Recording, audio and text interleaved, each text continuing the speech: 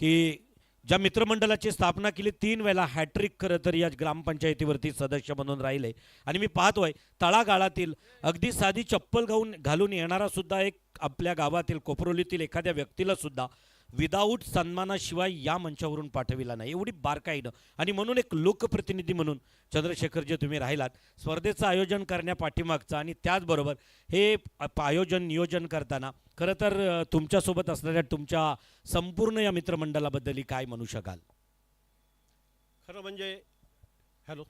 खरं म्हणजे माझे मामा अच्युत म्हात्रे डायमंड क्रिकेट संघाचे अध्यक्ष होते आणि त्यांनी डायमंड क्रिकेट संघ कोपरीमध्ये या विभागामध्ये नावलौकिक नेला. या विभागामध्ये पूर्वी क्रिकेट खेळलं जात नव्हतं. मुंबई असेल, ठाणा असेल, या विभागामध्ये क्रिकेट खेळायचे. कोपरीमध्ये तर क्रिकेट जर कोणी आणलं असेल तर माझे मामा अच्युत म्हात्रे यांची मी आज आठवण काढेन. डायमंड क्रिकेट क्लब तसेच पिरकोन यादगार क्रिकेट क्लब मोठ्या प्रमाणात इथे मॅचेस व्हायच्या. लहान असताना मी त्यांच्याबरोबर गावोगावी मॅचेस बघायला जायचो. दादर पेण दादर पायी चालत जायचो, मॅच बघायचो. आणि तेव्हापासून माझ्या मनात होतं काय आपण क्रिकेटला काहीतरी मामाच्या आठवणीसाठी केलं पाहिजे. ज्या मामानी मुंबईला सर्व्हिस करत असताना त्या सर्व्हिसमधून बॅट बॉल आमच्या गावातल्या मुलांना घेऊन यायचे आणि क्रिकेट खेळायचे. त्यावेळीची परिस्थिती दयनीय होती आणि आज सगळं चांगल्या परिस्थितीमध्ये असताना आपण क्रिकेटला नावलौकिक प्राप्त करून दिला पाहिजे. आणि त्या अनुषंगाने प्रितेश असेल, अमय असेल, अक्षय असेल किंवा माझा मुलगा अनिकेत असेल यांनी माझ्यासमोर विचार मांडला का आपण मॅचेस ठेवूया. मी त्यांना सांगितलं दिवसाच्या मॅचेस सगळीकडे ठेवतात, ठेवायचे असेल तर नाईट मॅचेसचं आयोजन आपण करूया. कारण जेणेकरून समाजाला जे खेळाडू जे घडतील, जे खेळायला येतील त्यांना आपण चांगल्या प्रकारे ट्रीट करूया आणि समाजाप्रती आपण काय करू हे दाखवूया असं मी ठरवलं. आणि आजच्या बापूजीदेव नावाच्या आमचा आराध्य दैवत बापूजीदेव यांच्या नावाने या मॅचेस मी आयोजित केलेल्या आहेत. आणि निश्चितच परत एकदा सामना सुरू आहे. पुढच्या वेळेला परत एकदा तुमच्यासोबत संवाद साधला जाईल.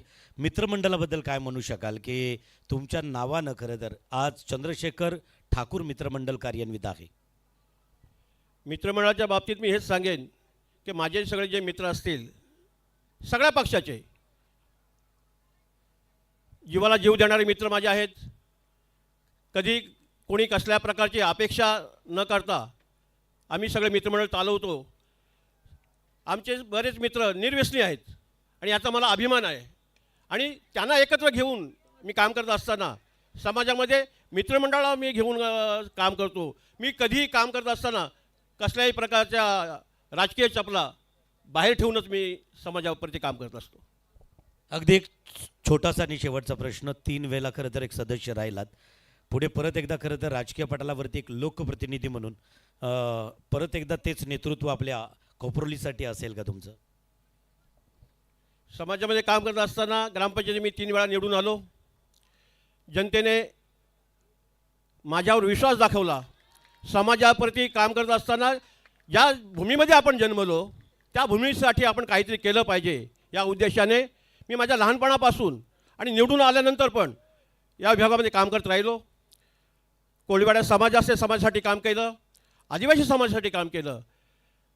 गरीबातला गरीब असेल तरी मी त्याला जवळ घेऊन त्याची विचारपूस केली. गोरगरिबांचे जे प्रश्न असतील त्यांच्या घरी जाऊन मिटवले. बऱ्याच लोकांचे संसार मी वाचवण्याचा माझ्या परीने प्रयत्न केला. जितकं करता येईल तेवढं करण्याचा मी माझ्या परीने प्रयत्न करतो आहे. भविष्यामध्ये ग्रामपंचायत सरपंच पद माझ्या नजरेसमोर आहे. सदस्य म्हणून मी काम करत असताना सदस्य म्हणून मी काम केलं आहे, पण भविष्यामध्ये गावासाठी काही चांगल्या पद्धतीनं काम केलं पाहिजे. सरपंच असेल तर सरपंचाला अमर्यादित अधिकार आहेत.